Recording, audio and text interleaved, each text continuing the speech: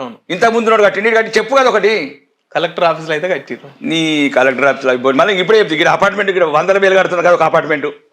ప్రజలకు పనికొచ్చేటండి విద్య, వైద్యం, ఉపాధి.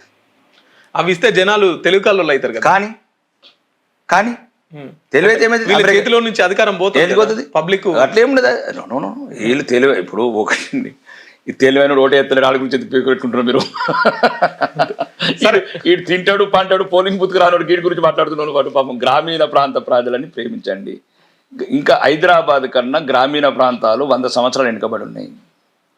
విద్య గురించి కొట్లాడుతున్నారు, వైద్యం గురించి కొట్లాడుతున్నారు, ఉపాధి గురించి కొట్లాడుతున్నారు. ఎందుకు వచ్చింది రామ్జీ కదా? ఉపాధి లేకనే కదా. గీడ 7 లక్షల కోట్లు ఎందుకు రేవంత్ రెడ్డి?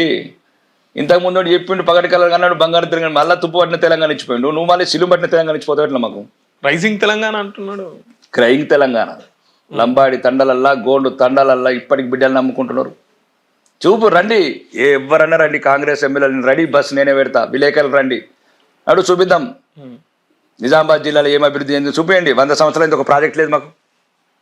నిజాం కట్టిన 1930 కట్టిన నిజాం షుగర్ ఫ్యాక్టరీ నాశనం చేసుకొస్తున్నారు. ఒక ఇండస్ట్రియల్ పాలసీ లేదు. ఇండస్ట్రీస్ సీజన్లో ఇండస్ట్రీలు లేరు. మీ భూములు ఎక్కడ ఉంటాయో అక్కడ ప్రాజెక్టులు వస్తాయి. మీ భూములు ఎక్కడ ఉంటే అక్కడ ఫ్యూచర్ సిటీలు వస్తాయి. మీ భూములు ఎక్కడ ఉంటే మల్లన్న సాగర్ ప్రాజెక్టులు వస్తాయి.